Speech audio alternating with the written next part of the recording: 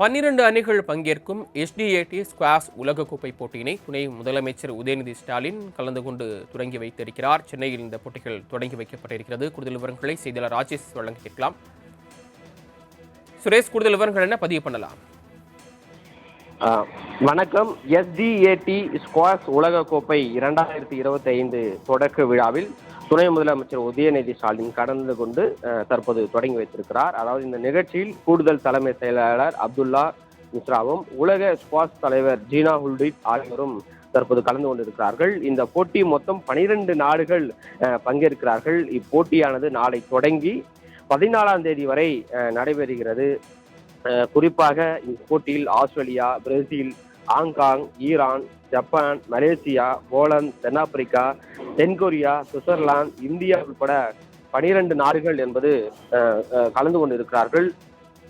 நாளை தொடங்கி 14ஆம் தேதி வரை தொடர்ச்சியாக இந்த போட்டிகள் என்பது நடைபெற இருக்கிறது.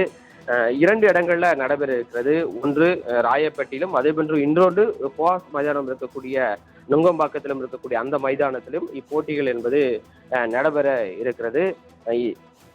நாளை நடைபெற இருக்கக்கூடிய அந்த போட்டியை தான் துணை முதலமைச்சர் உதயநிதி ஸ்டாலின் இன்று தொடக்க விழாவையும், அதே போன்று 12 நாட்டு அணி சார்ந்த வீரர்களையும் வீராங்கனையும் தற்போது அறிமுகப்படுத்தி வருகிறார் என்பது குறிப்பிடத்தக்கது.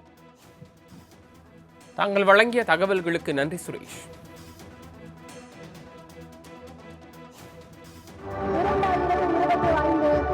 உலகக்கோப்பையை அறிமுகப்படுத்தி சிறப்பிக்க அன்புடன் அழைக்கின்றோம்.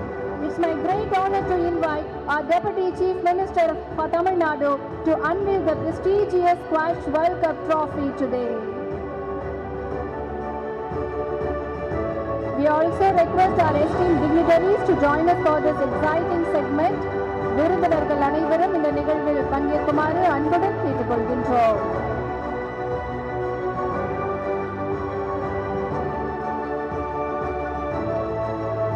தற்போது